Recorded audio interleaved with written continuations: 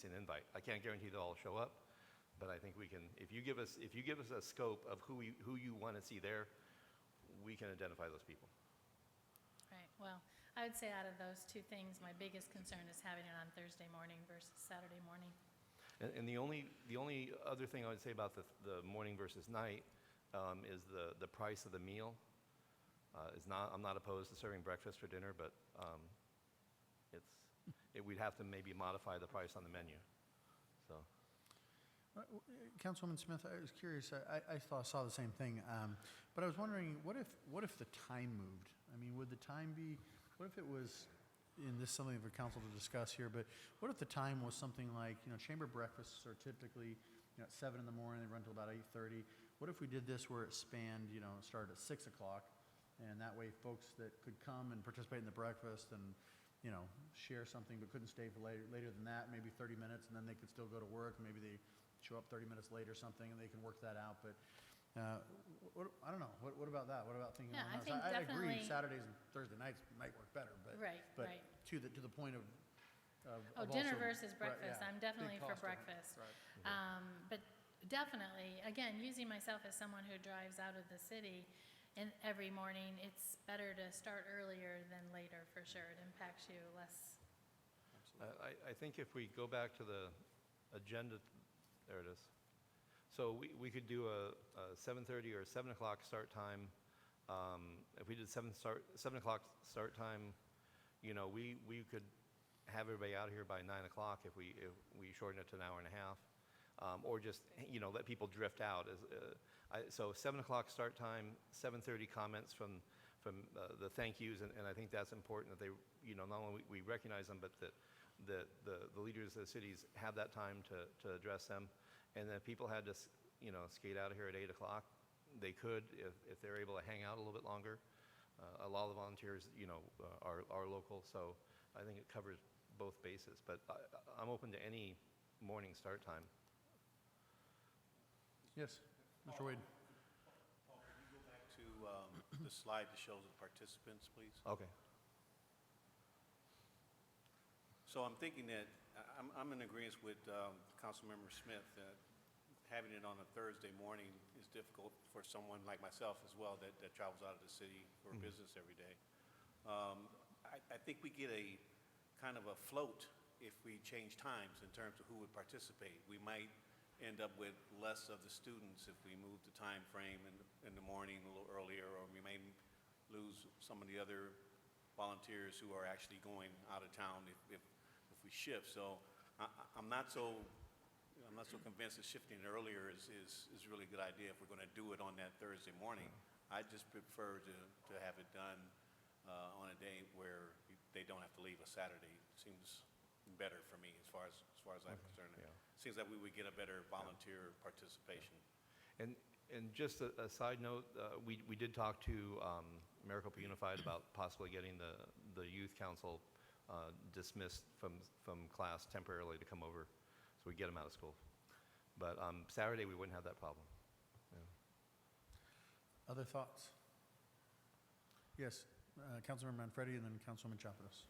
Most of our youth council does not go to Maricopa Unified School District. A lot of them travel out on buses. Okay. So it would be hard to get them excused. Okay. So I got to echo the same sentiments of Councilwoman Smith over there, in that having it on a Thursday morning, I don't know if it's a great idea or not. I can see our volunteers showing up on a Saturday. I don't think they wouldn't. Yeah. I think they would. Yeah. So. And like I say, this is a starting point. This is exactly what this presentation is for. Yeah.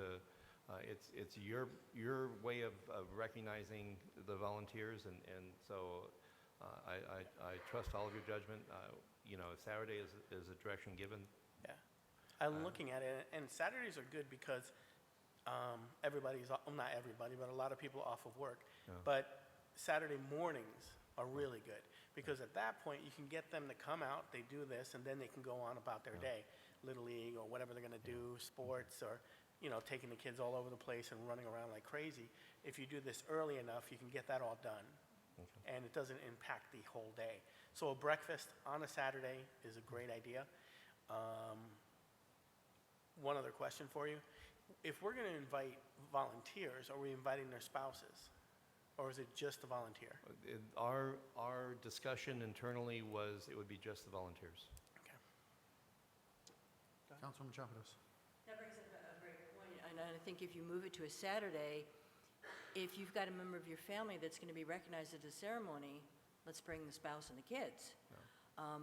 I have no objections to doing it on a Saturday morning, but I think if we went that route, rather than doing breakfast, maybe just do a quickie, muffins, or something that's portable. Still have some kind of ceremony or recognition event, but cut out most of the food. Because I don't think we can totally control the amount of people there plus the cost. The other thing we have to consider is that we're basically going to be shutting down Copper Sky's gym for a good day and a half, because we're going to have to set some of this up Thursday night, or Friday nights. So we'd have to compromise the use of that facility as well. I'm also starting to think that, I don't know if we need to do all three things, because our volunteer base is only going to hopefully grow as time progresses. So I love the idea of the lanyards. A lot of the committee's members come and talk to me as a council member and say, can we get ID badges like you guys have? Or can we have something that just lets us know and let our constituents know that we're here and we're part of a committee? So I love that idea. I like the idea of the pins progressing from year to year to year.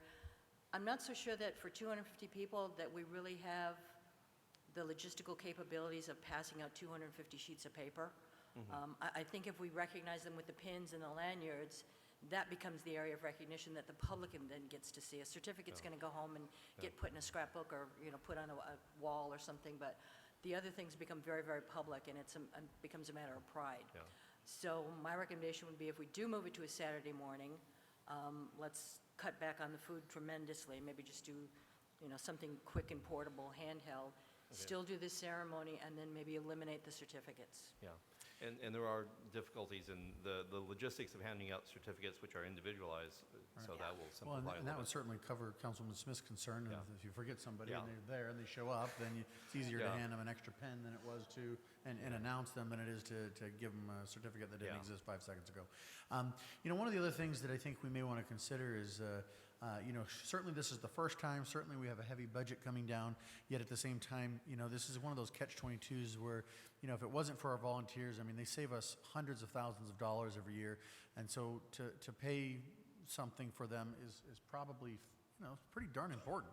And we just couldn't do this job without them. I mean, this is what Maricopa is. Maricopa is partnerships through and through, and without them, we can't do what we do here in Maricopa. We just don't have enough staff, we don't have enough resources, and so, it's something to be said. Now, I understand the cutting back of that, but, there is also the idea that was, suggested here, is that maybe we need to be, seeking out some partnerships here. Maybe, before we come to this conclusion here, is seeking out some business partnerships. I know that in other cities where they do volunteer recognitions like this, that, they have some very large corporations that help cover the cost of a dinner or breakfast or whatever.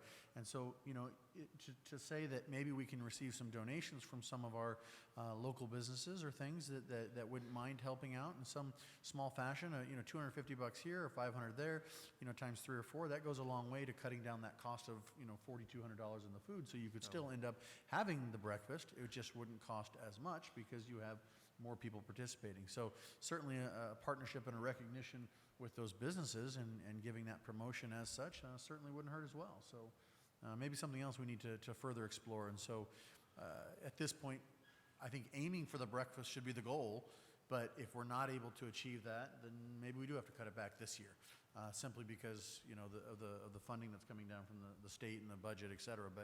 But something I think we should be aspiring to, that this is a great start, but I think there's more to come, and I think we certainly want to get there. Yes, Councilwoman Chapados.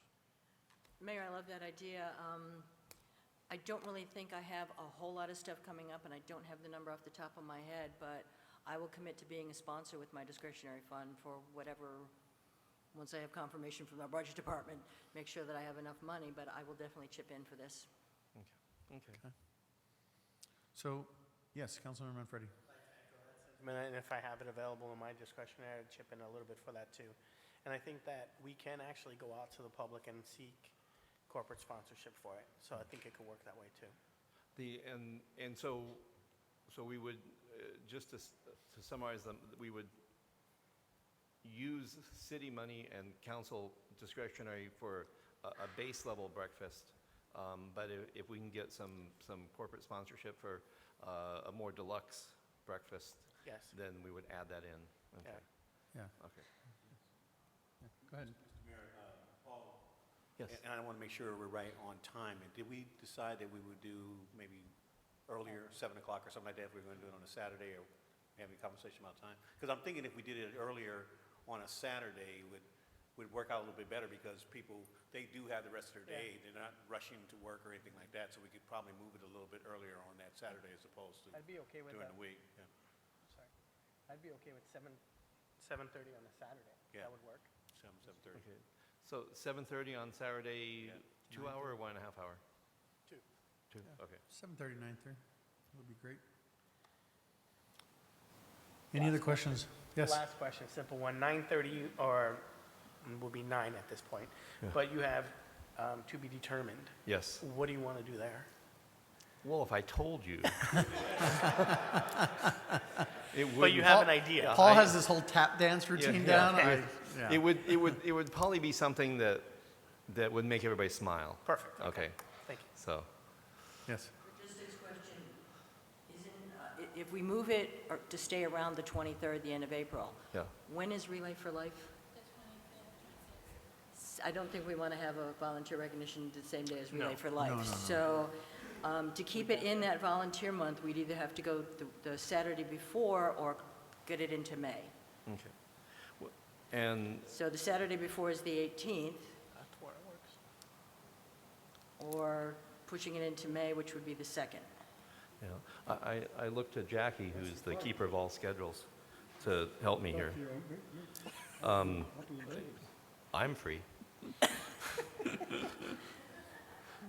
But, I don't know, I don't know if council has a preference. I mean, do we want to do it the week before Relay, or do we want to push it into May? We can hopefully still do a proclamation at a council meeting to recognize Volunteer Month. Yeah. So the breakfast can be really any So time. do you want to shoot for the 18th? we want to start with the 18th, and then if we find anything that conflicts, Then move we it can to May send an 2nd? email and, right away and So we'll correct just, it. in the future, once we know this ahead of time, we'll be able to Yeah. schedule this and it won't be an issue. But let's try for the 18th, and if that's too early, then we'll move to May 2nd. Okay. Fishing Derby, not May 2nd. 18th. Oh, the 18th. All right, on to May 2nd. Brenda, We're on to May 2nd now. All right, this is the, everybody pull out their calendars, Yeah. check their times, check their Mayor, dates. If you're comfortable, instead of trying to decide on the date right now, we'll coordinate with everyone's calendars. Yeah, that sounds good. And then send out information to you on the date and time. Perfect. Okay? Okay. Sounds good. all right. Any other questions, concerns on this? If not, can I have a motion to adjourn this work session, please? Have a motion and a second. All in favor, say aye. Aye, motion passes. Thank you. We'll stand adjourned for 5 minutes, and then we will start the regular city council meeting.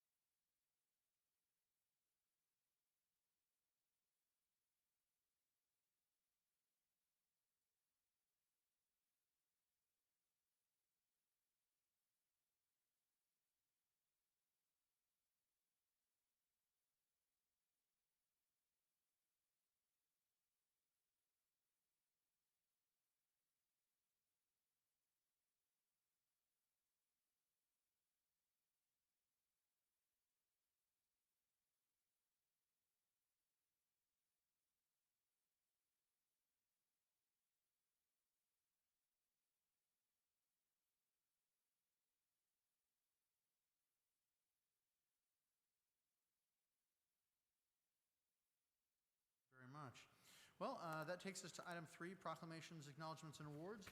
As you can see, we have a very party atmosphere going on today, and it's not just because it's St. Patrick's Day, but I tried to do both by having green suit on and red and black tie so that we could honor our Maricopa Unified School District, specifically our Lady Rams, for winning the basketball state championships.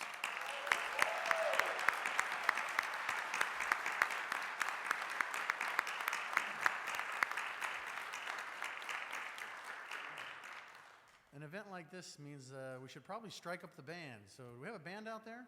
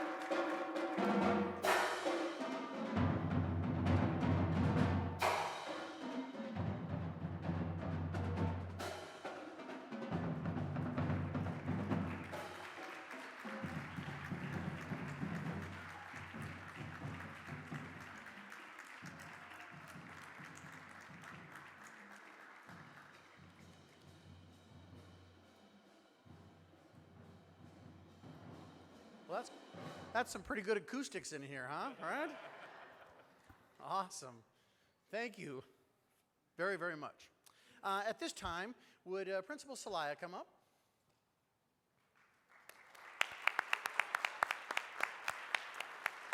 And would our Lady Rams please come up as well, and please stand up here?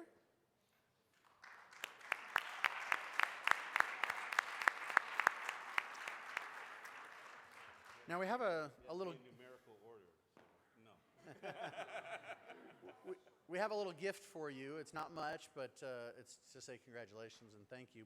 I'd also like council to come down if you'd be so kind to come over, and I want to turn some time over to Councilmember Wade before we get into this little presentation. Well, it was just my pleasure and benefit to be able to recognize you ladies this evening. And I actually was at your game and observed you. And one of the things that I observed was your poise. The fact that you were focused on the task that you had at hand. You had an adversary that actually seemed to be a little taller than you were. And actually appeared to think they had the game already. And actually thought that you didn't come with any fans, and you had a lot of fans out there. So I just wanted to say, listen, you guys did a great job. I was extremely proud of you. I was extremely proud to be there, and you deserve all the recognition today and go on and get more. And any returning teams, got some returners coming back for? Yeah, okay, part 2.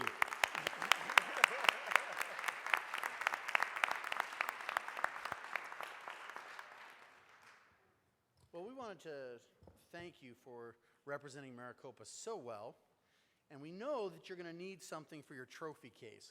So we got you this little plaque, and I'm going to give it to you, Principal. And the reason being is that to each of the participants, I'd like council to give out these medals that we got for you.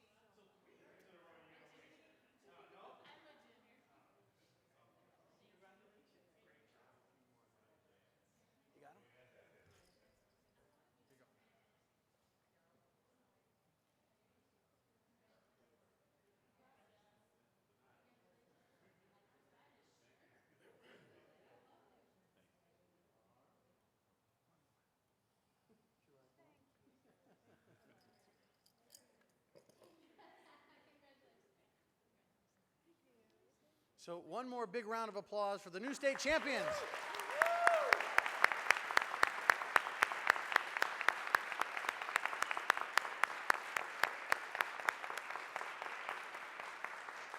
So we'd love to get a picture with all of you and the city council, if you wouldn't mind.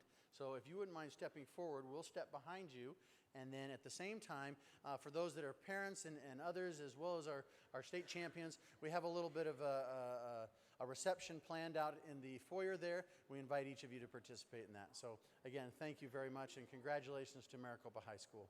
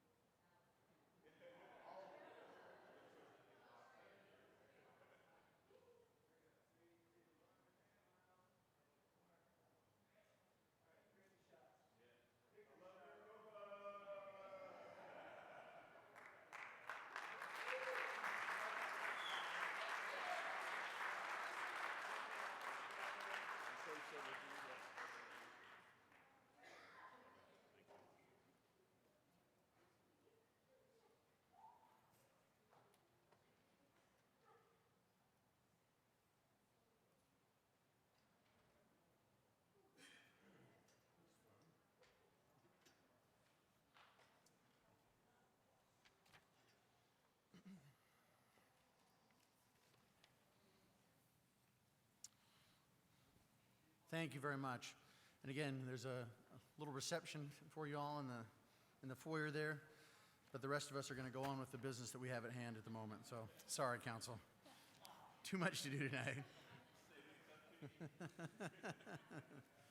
All right, that takes us out of item 3 and on to item 4. This is the report from the mayor. At this time, I just wanted to be fairly brief and say that I had the opportunity to attend with my council members, the opportunity to go to Washington, D.C. here this past week, where we attended the National League of Cities and Towns Conference. This is something that we do annually, but one of the things that we try and do is we try and kill two birds with one stone from a fiscal standpoint. So we go out a few days early so that we can meet with our representatives on Capitol Hill. And the reason we do this is that we're lobbying for 3 things primarily. Of course, there's other subjects and topics that come up, but of course, the 3 main big things are, of course, the I-11 corridor as it comes through Maricopa, the 347 overpass on the Tiger Grant, and then probably almost most importantly is the Lower Santa Cruz River solution, which affects all of us in this city as it pertains to bringing new businesses here because of the problems that new businesses have as they build buildings in a floodplain. And so that's something we're trying to fix, but it is a large, large problem and something that's going to take federal help to accomplish it. So that's something we had the opportunity to meet with Senator Flake. We're going to meet with Senator McCain, but for those of you who don't know, the effectiveness of our federal government is stellar. And when there's a little bit of snow on the ground, it actually shuts down. I don't know if you knew that, but it does. It shuts down. And I know it's on behalf of the safety of all of our folks that work there, but it unfortunately didn't start snowing until about 9:30 in the morning, and I swear I could have had 2 or 3 meetings in by then. So I was a little frustrated at that, but we were able to reschedule, and on Monday morning went to that and spent a lot of time with Federal Highway Administration as well as Federal Rail, also the Bureau of Land Management as we try and come up with ideas to secure land and other ideas for the future of the I-11 corridor. So very, very prosperous time to be there, and we get more done by being on the Hill in their offices sometimes than any other time. So instead of waiting to do it in the following week, we always do it a week early. So I also had the opportunity to represent Maricopa, as Councilmember Wade mentioned earlier. Big honor for us. We were one of 6 cities, asked to represent at the National League of Cities and Towns something called Big Ideas for Small Cities. And this was an opportunity to basically give a TED Talk for 15 minutes and talk about the city of Maricopa. So that was a phenomenal experience, probably one that I'll never forget, and I appreciate the council members for being there supporting me, as unfortunately I was a little bit nervous because I didn't know what to expect, so, but I appreciate it. I also wanted to mention our neighbors, Ak-Chen. I wanted to let you know that the 347 is something that is so important to us, and the Tiger Grant is so important to us. It's also important to Ak-Chen, and I want you to know that the tribal chairman, Chairman Manuel, flew out on Wednesday night to attend our important meeting on Thursday that was canceled. But that just kind of goes to show how much that this project, as we work together, is so dually important to all of us. And so I just wanted to note that. One of the other things I also forgot to do in the past was, in case you weren't aware, we had a special team from the Maricopa Unified School District called the Future Cities, who went on to win several prizes on the national level, and we were recognized. Well, we were recognized as the city of Maricopa, but more importantly, Maricopa Wells Middle School was recognized in these special teams. So I failed to announce that here at the last council meeting. I really wanted to do that because these guys are amazing what they've come up with, and from the Future City standpoint. And they've had the opportunity to kind of tour, and I know that some of the council members were able to go to some of their, some of their projects, et cetera. What an amazing group of kids and future leaders that we have, really growing up right here. And so I hope that we will continue to recognize that. And then finally, last but not least, is we wanted to, if you can see down here in the front, we have a big sign. You've probably seen some of these flyers in the lobby. Very patriotic. The City of Maricopa, Councilmember Bridget Kimball, in conjunction with the Maricopa American Legion, Post 133, in conjunction with the Veterans of Foreign Wars, Post 12043, and in conjunction with the Blue Star Moms of Maricopa, we're going to present something called the Maricopa Stand Up for Veterans Day. This is going to be held at Copper Sky on March 19th. This year at 6 to 9 p.m. And the idea behind this is to have kind of a one-stop shop of all the places that if you're a veteran and you need to know something about the VA, if you need to know about benefits, if you need to know anything there is to know about being a veteran and getting help or receiving benefits or anything along those lines, you just have questions or you want to meet or network with other veterans in Maricopa, I really encourage you to come to this. This is going to be a wonderful opportunity. There are going to be so many organizations represented here, and the idea is to make this as simple as possible. It's going to be very straightforward. Come in, talk to the people you need to talk to, and leave at your leisure. But we want to make sure that you have everything that you need at your fingertips. So again, March 19th from 6 to 9 p.m. and it will be at Copper Sky in the main gym there. So we hope you'll all attend.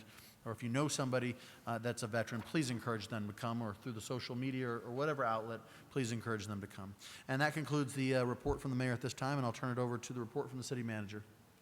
No items to report on, Your Honor. Thank you very much. At this time, that'll take us to item 6, the call to the public. I have 3 speaker cards, so we'll start there.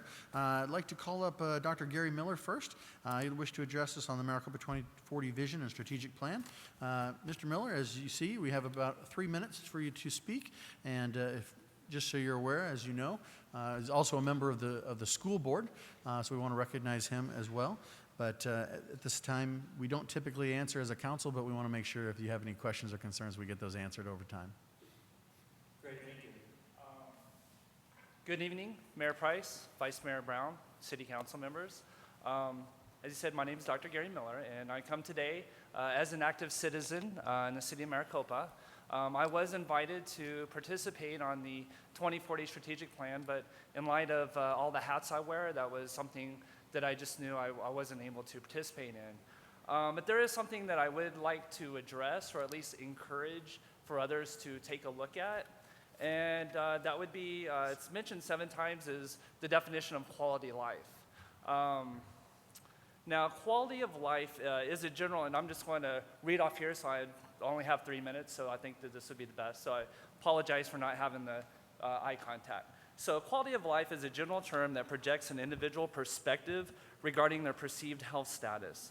The World Health Organization defines quality of life as an individual's perception of their position in life, with an emphasis on the personal evaluation of functioning in relation to individual and or cultural standards, values, expectations, and goals. In healthcare, frequently used aspects of person-based outcomes are quality of life, health-related quality of life, and perceived health status, which are multidimensional concepts that incorporate the physical, psychological, social, and environmental aspects of life. The perception of disease and treatment may not only be recorded as perceived health status, but also may be evaluated by the individual for the full assessment of quality of life to be known. Health-related quality of life is a restricted definition of quality of life, which has been designed to include factors that lie outside the area of conventional health care, such as housing, neighborhood development, and financial matters. And so basically what I'm trying to say is that, as I review the strategic plan, and also I would just like to really send a shout out to those that were involved in that. I think they did a really good job overall. I know a lot of hard work and efforts went into that, so I just want to congratulate them. But I would just encourage to see if it'd be possible to maybe define what quality of life is, especially if we're measuring quality of life, because being that quality of life is a person's perception, my quality of life may be different from your quality of life, that may be different from your quality of life. So I would challenge to maybe use the health-related quality of life, which kind of incorporates the whole person. And also, there's a lot of measurable data that could, maybe even go into something like the CDBG grant eventually. So I can send you more information if you're interested, or if I can answer any questions that you may have. This time, but we'd love the information, and so I'll put you in contact with Paul Jepson. I know you have my Yes. email and Vincent's email and others, but by all means, please send it, and we'll make sure that all the Okay. council members as well as the committee gets it. And health-related quality of life is an acronym, so Paul loves acronyms, so it can be another one for him. Thank you, Dr. Miller. Appreciate it. At this time, we'd like to have Lee Pierce from the Friends of the Library come forward.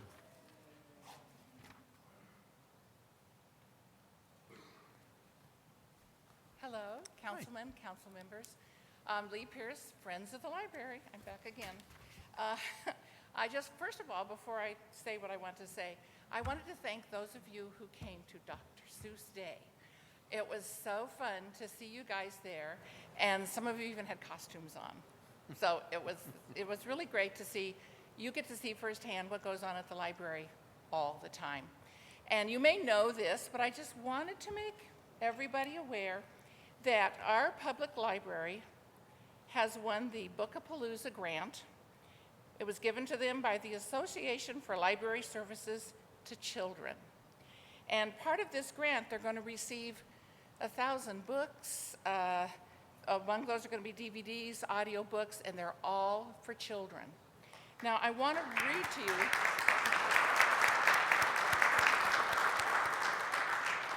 We're very proud of our library and what they do, and I want to read to you the reason they were given this award.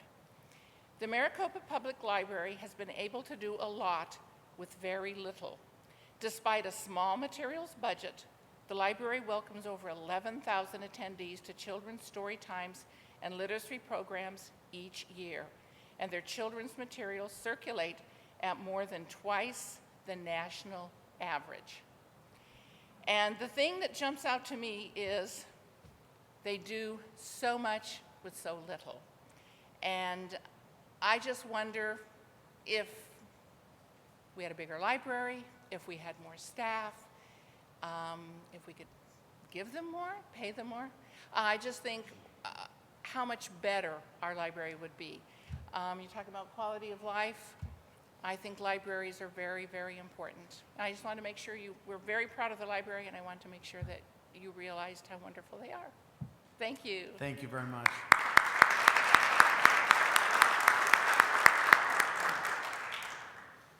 And then next, Scott Cole.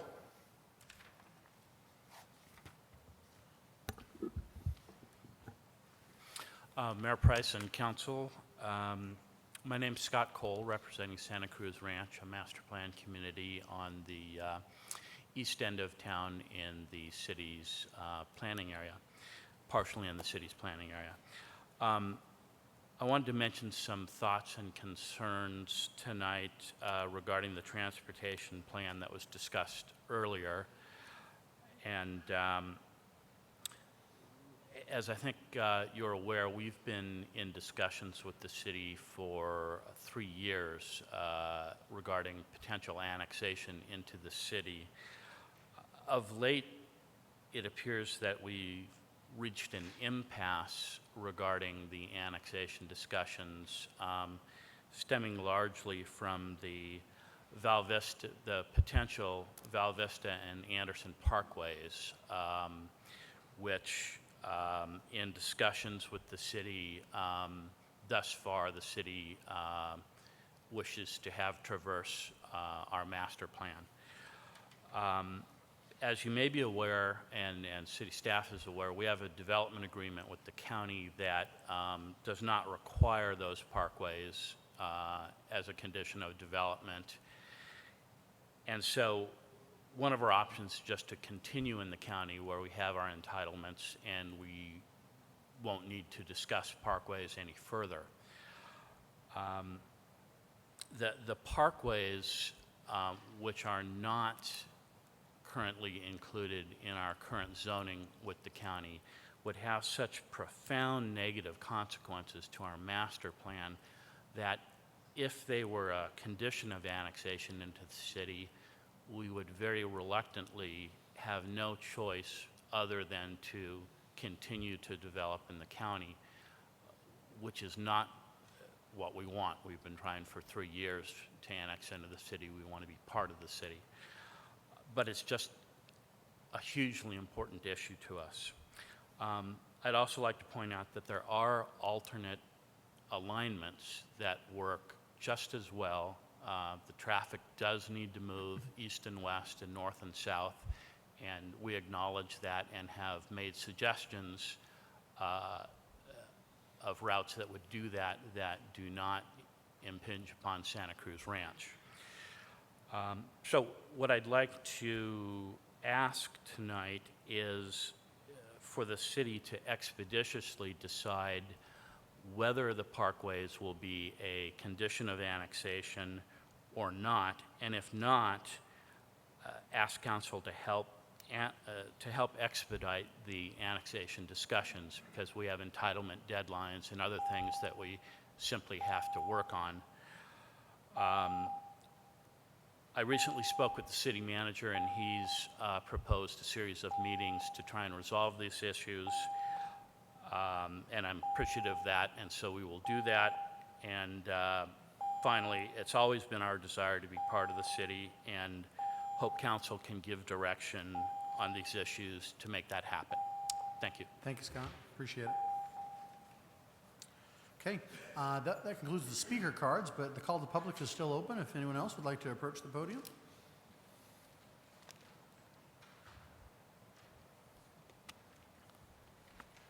Mayor Price, Vice Mayor Brown, City Council, I come tonight to say thank you. On March the 7th, from 9 until 12, the Maricopa Police Department and the Pinal County Attorney's Office brought to Maricopa a shredding truck. They brought it into the parking lot right here at the city center, right in front of the police department. It was free. People pulled up in their cars, were able to pull up to the truck and unload.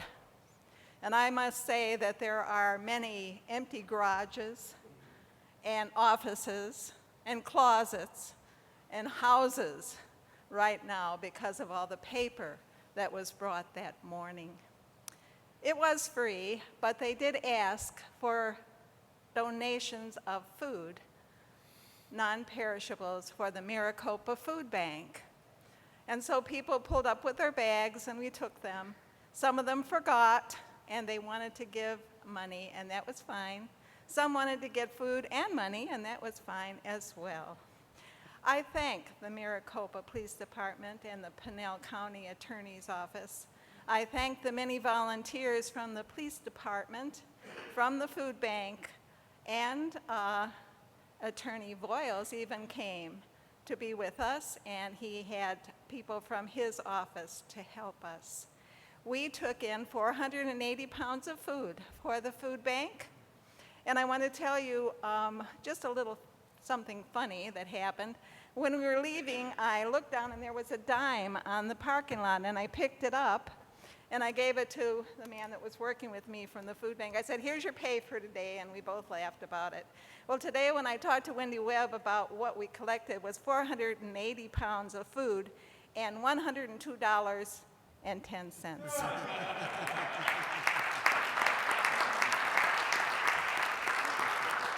There were many people that told me they did not know about this, and that was too bad.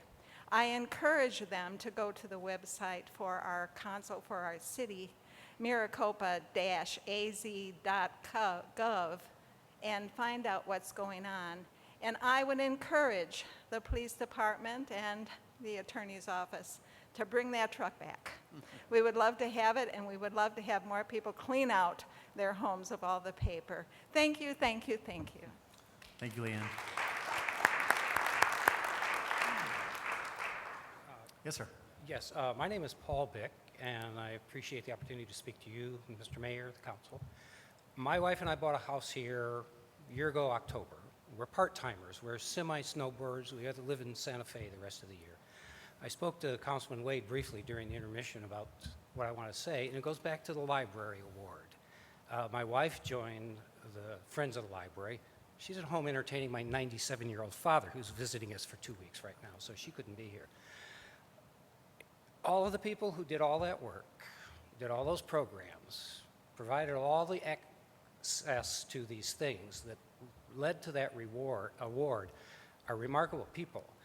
But the award would never have been administered and given and recognized if it weren't for the community around it who took their children to participate. And I would like to say that when I look around here, I see the people, I see the faces, I see the ages, see the skin colors, see all this stuff. I'm delighted to be in this community. It's the kind of place I want to be. So not only is that award an acknowledgement of the library, it's also an acknowledgement of the community, its commitment to its children, its commitment to learning. I will certainly reiterate what they say. Libraries are always on the trailing edge of everything.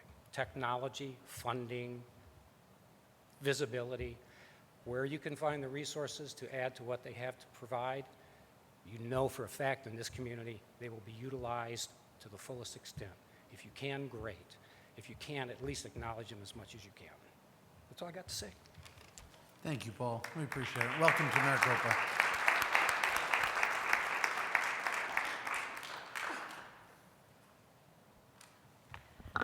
Thank you, Mayor, members of council. In keeping with tonight's informal theme of celebrations, I'm up here tonight to kind of let you know that we have another thing to celebrate come this Friday. A certain mayor is turning 40 on Friday. As you guys will recall, back in October, we celebrated a milestone with Vice Mayor Brown reaching his 80th. This is about half as important, but we still needed to take precautions because we have an open flame. So we've got Helen and make your favorite brownies for you, Mayor, and we just want to wish you a very, very happy birthday. Thank you very much.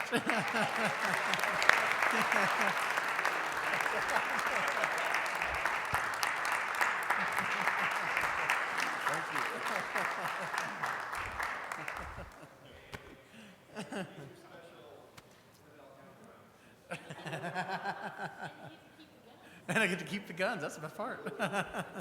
Thank you very much. I appreciate it. Mayor, I believe Vice Mayor Brown also has a wish for you.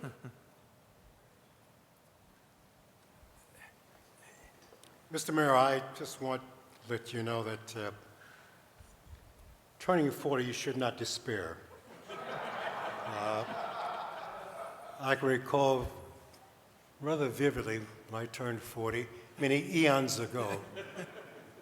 I was standing on the banks of the Mississippi, and a friend of mine, Mark Twain, Mark put his hand on my shoulder and said, "Marv, it will be better tomorrow," and age is just an issue of mind over matter. If you don't mind, it doesn't matter.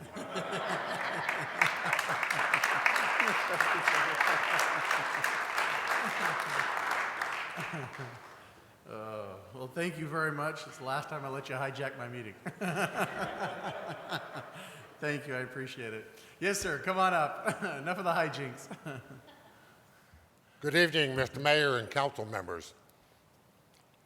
I'm not here to ask anything of you, but only to inform you that the city of Maricopa now has a chartered Lions Club. I am privileged to be the current president of this club of 35 members, which was found in the last 6.5 or 7 weeks, which is pretty amazing. We have received our official charter from Lions International on the 4th of March. Just a question I want to ask, how many members of the council know what a Lions Club is? Well, that's pretty good. Okay. We're here as a service club, and we plan to be an asset to the city of Maricopa for many, many years. You will find us out doing service projects, and you will also find us working for fundraisers. One of the first service projects we'll be doing here in town is a screening of young children of vision. We soon will have people trained that can use cameras provided by Lions State. Now, a child doesn't know that they can't see correctly because that's what they see through their eyes all the time. We have the ability with a very special camera to go in and identify up to 6 anomalies. Cataracts, lazy eye, you name it. In those areas, we can do that.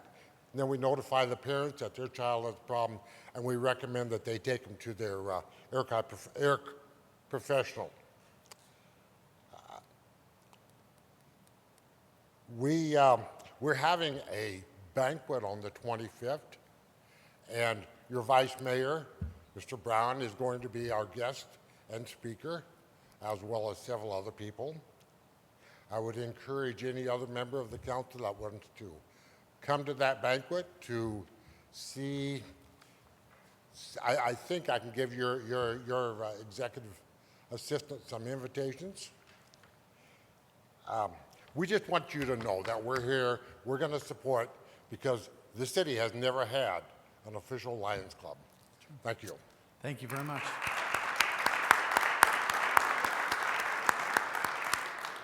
Welcome to Maricopa, and thank you for your help and service. If there's anybody else that would like to approach the council at this time? Seeing no one, we'll go ahead and close the call to the public and move on to the agenda, item 7. So can I have a motion to approve the minutes of items 7.1 and 7.2, please? Have a motion and a second. Is there any further discussion on these items? Seeing none, all in favor say aye. Aye. Any opposed? Motion carries. That takes us to the public hearings of item 8.1. This is item PH 15-04. The Mayor and City Council shall hear public comment on administrative review, ADR, case number 14-21, West Cowpath Road street name change. If there's anyone that would like to approach the council and discuss this item and this item only, you may now do so. Seeing no one, I will close the public hearing at this time and move on to the consent agenda. This is for items 9.1 through 9.4. Council, can I have a motion to approve, please? Have a motion and a second. Is there any further discussion on the consent? Seeing none, all in favor say aye. Aye. Any opposed? Motion carries. And that takes us finally to the only regular council agenda item we have tonight, item 10.1, and we're going to discuss and take action on appointing members to the Board of Adjustments. I believe we have 5 applications and 5 council members that can appoint. Those council members at this time are Councilmember Manfredi, Councilmember Wade, Vice Mayor Brown, Councilmember Chapados, and myself. So we'll just go ahead and start in that order, unless there's any discussion on that matter. If not, I'll go ahead and start with you, Councilmember Manfredi. If you'd like to pick somebody that you would like to appoint to the Board of Adjustments, that will be coterminous with your term. Please start. The person I'd like to appoint would be Dean Travalt. He's a hardworking person in our community, and I'd be happy to have him on the Board of Adjustments. Thank you. So the motion there is for Dean Travalt. Okay. Mr. Wade. At this time, Mayor, I have someone that I'm considering, but I haven't had a chance to have a conversation with them, so I'll wait until the following meeting. Okay. Vice Mayor Brown. Mr. Mayor, I'd like to report to Mr. Thaddeus Holland, who's a longtime resident, a good former Detroiter, and an excellent educator. Wonderful. One of the things I failed to do is Dean here? Sorry, Dean. Would you go ahead and stand up as well as Thaddeus? Are you here? Perfect. Those are our two from the current applicants. Thank you very much for being here and being willing to serve. Councilmember Chapados.